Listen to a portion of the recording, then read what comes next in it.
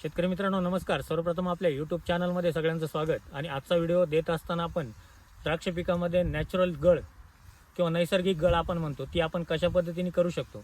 बऱ्याच आज थंडीच्या वातावरणामध्ये बऱ्याच शेतकऱ्यांची त्या ठिकाणी प्लॉटांमध्ये बऱ्याच अडचणी येत आहेत की नॅचरल गळ त्या ठिकाणी होत नाही.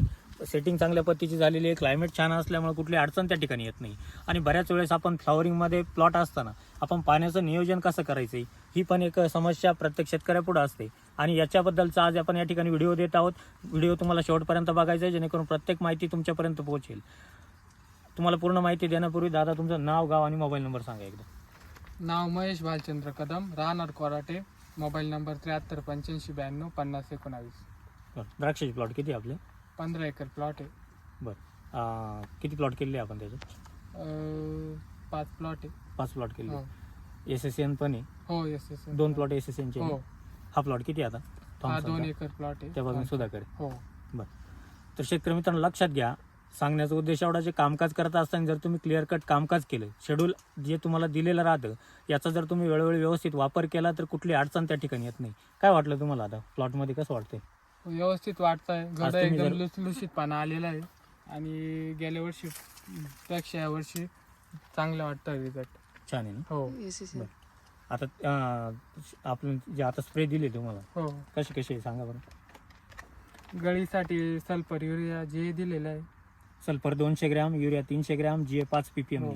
स्प्रे दिलेला आहे. हो. त्याच्यानंतर जे बेरिऑन दिलेलं आहे.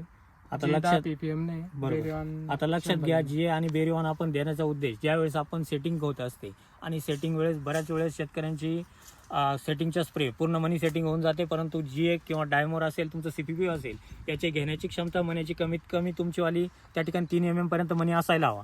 आणि हा मनी आपल्याला मोठा करून घ्यायचा. त्यासाठी तुम्हाला 10 ppm GA आणि बेरिऑन तुम्हाला त्या ठिकाणी 200 लिटरला 100 ml या प्रमाणात चिंब स्प्रे घ्यायचा आहे. हे लक्षात घ्या. आपल्या साध्या ट्रॅक्टरनी फवारणी करा, कुठली अडचण त्या ठिकाणी येणार नाही, मण्यामध्ये व्हेरिएशन त्या ठिकाणी तयार होणार नाही. त्यानंतरची आपण फवारणी तुम्हाला दिलेली आहे. त्याच्यामध्ये लॅरिऑक्स लक्षात घ्या, थ्रिप्ससाठी आपण स्प्रे दिलेला आहे. लॅरिऑक्स 200 लिटरला 250 ml, निवॉन 250 ml ही एक फवारणी दिलेली आहे. त्यानंतर मोव्हेंट ओडीची एक फवारणी, बरोबर, ही फवारणी सुद्धा आपल्यासाठी महत्त्वाची राहील. त्यानंतर आपण डिपिंगचं तुम्हाला त्या ठिकाणी नियोजन दिलेलं आहे. डिपिंगमध्ये तुम्हाला लक्षात घ्या, पहिली डिपिंग करत असताना तुम्हाला त्या ठिकाणी pH 6चा घ्यायचा आहे. त्याच्यामध्ये GA घ्यायचा 40 ppm लक्षात घ्या.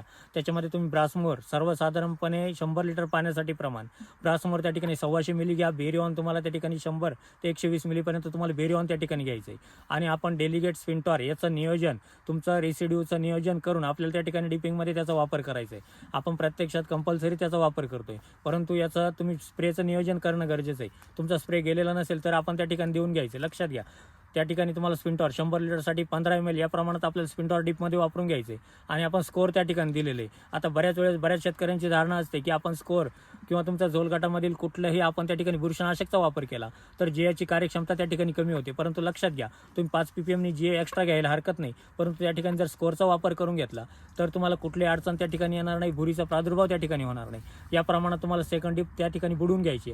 आता तुम्ही घडांचा आकार जर बघितला तर तुमच्या जे आपण पाकळ्या म्हणतो, पाकळ्या साईड पाकळ्या असतील किंवा आपण जे एक्सपोर्टसाठीचं शॅम्पलचं जे काम करतो त्या शॅम्पलसाठी जी असणारी घडाची साईज आहे ती अतिशय या ठिकाणी सुंदर पद्धतीची आहे. घडाचा लवचिकपणा त्या ठिकाणी चांगला आहे.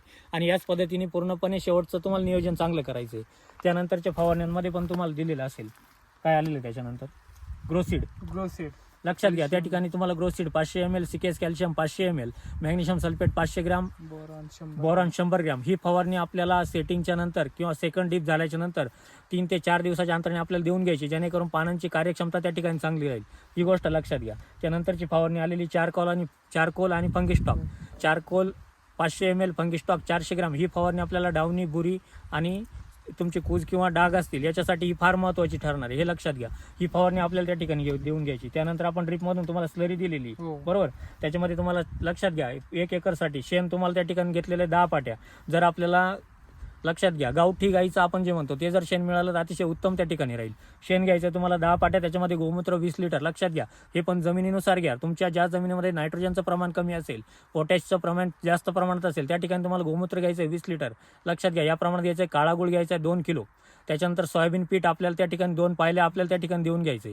या पद्धतीची स्लरी आपण बनवून घ्या. त्याच्यामध्ये तुम्ही बॅक्टेरियल एकरी 2 लिटर या प्रमाणात आपल्याला ती ठिकाणी भिजत ठेवायचे. 2 ते 3 दिवस भिजवून आपल्याला ती स्लरी प्रत्येक झाडाला 1 लिटर या प्रमाणात प्रमाणात आपल्याला देऊन घ्यायची. या पद्धतीचं कामकाज जर तुम्ही नियोजन केलं तर कुठली अडचण येणार नाही. त्यानंतर पुढचा काही डोस दिला अजून SOP 05234 आणि युरिया आता लक्षात घ्या. 25 kg 05234 8 kg आणि युरिया 2 2 kg. किलो लक्षात घ्या. युरियाचा रोल तुम्हाला प्रत्येक मी याच्यामध्ये व्हिडिओमध्ये सांगत असतो, परंतु आजचा महत्त्वाचा मुद्दा होता आपला की गळ आणि ही नॅचरल गळ आपल्याला त्या ठिकाणी करायची. आता याच्यामध्ये तुमचे लोकलचे प्लॉट असतील, लक्षात घ्या लोकलच्या प्लॉटांसाठी तुम्हाला 50 ते 70% फ्लॉवरिंगमध्ये तुम्हाला कॅरेथेन गोल्ड, लक्षात घ्या कॅरेथेन गोल्ड 70 ml आणि त्याच्यामध्ये सल्फर 200 ग्राम ही फवारणी आपल्यासाठी फार महत्त्वाची राहील. त्यानंतर 2 ते 3 दिवसाच्या अंतराने 5 ppm GA घ्यायचं आहे. त्याच्यामध्ये तुम्हाला सल्फर एकरी साधारणतः 400 ग्राम, लक्षात घ्या सल्फर एकरी 400 ग्राम घ्यायचं. त्याच्यामध्ये युरिया घ्यायचा आहे. युरिया घेत असताना आपल्याला सर्वसाधारणपणे 500 ते 600 ग्राम युरिया ही फवारणी आपल्याला व्यवस्थित पद्धतीने करून घ्यायची, जेणेकरून आपल्याला नॅचरल गल चांगली होईल. त्यानंतर त्याच्यामध्ये भुरीचा प्रादुर्भाव आपला कमी होईल.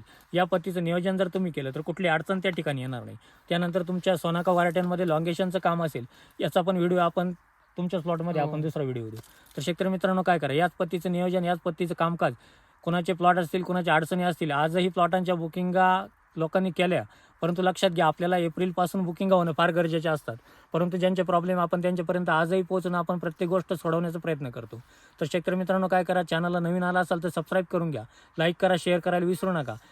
त्यानंतर तुम्हाला बुकिंग क्रमांक परत एकदा सांगतो, प्रत्येक व्हिडिओमध्ये सांगत असतो पण आजही परत एकदा सांगतो. 98 34 25 22 14 91 68 000 503 आणि 504 या क्रमांकावरती संपर्क करा. आपले प्लॉट बुकिंग करून घ्या. चांगलं नियोजन मिळवा. तुम्हाला आता या ठिकाणी प्रत्येक तुम्ही जर बघितलं तर प्लॉटचा शेंडा असेल, त्यानंतर प्रत्येक त्यांनी केलेलं कामकाज, आपल्यापेक्षा शेतकऱ्यांनी केलेलं कामकाजाला हे फार महत्त्व असते, लक्षात घ्या. आणि जर याच पद्धतीने कामकाज केलं तर कुठली अडचण त्या ठिकाणी येत नाही. धन्यवाद.